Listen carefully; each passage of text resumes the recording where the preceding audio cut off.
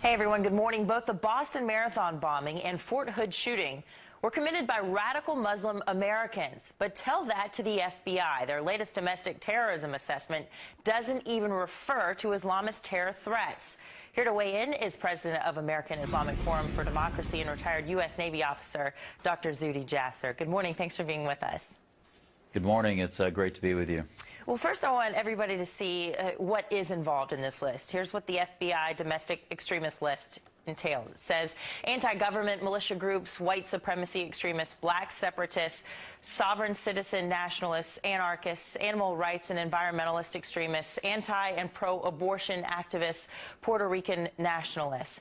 Now, yeah, all those groups are really stealing the headlines today, aren't they? It seems jaw-dropping that Islamic extremists are not on this. And you say?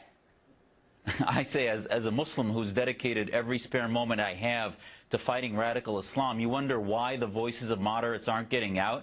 You have basically two major issues. One is clearly the administration and Homeland Security are in a deep state of denial, rooted in political correctness and basically a fear of engaging the ideology. They're just afraid to engage it. Secondly is, this really is a sign of the deep, profound influence of Muslim Brotherhood legacy groups and the Organization of Islamic Cooperation lobby in defining the language that we use in this debate. I mean, abroad in the Middle East, they call themselves Islamists, and yet we can't even use that diagnosis to call them.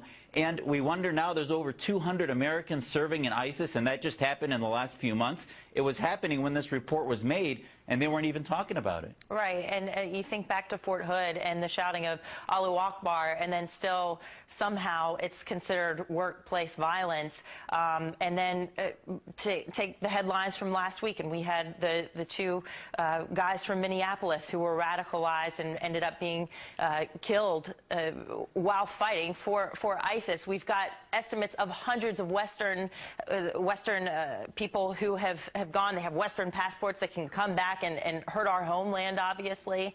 What kind of a danger are we in if we don't recognize this issue?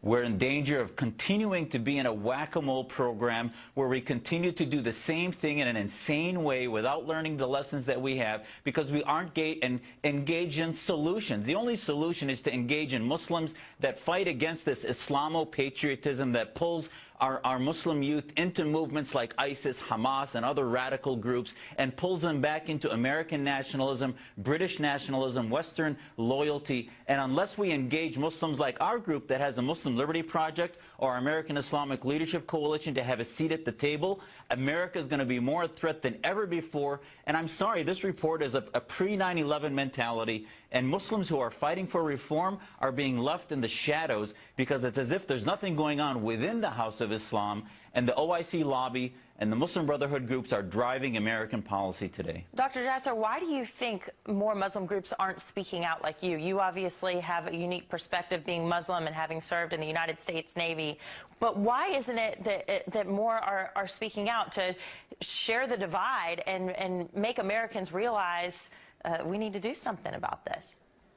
Because the government doesn't want to engage Islam and Muslims. It wants to pretend no problem exists, so we don't even exist. But we exist. We're making statements. If they listen to us, you'll hear more of our voices. Okay. Dr. Zuhdi Jasser, happy Labor Day. Thanks for being with us today. Thank you.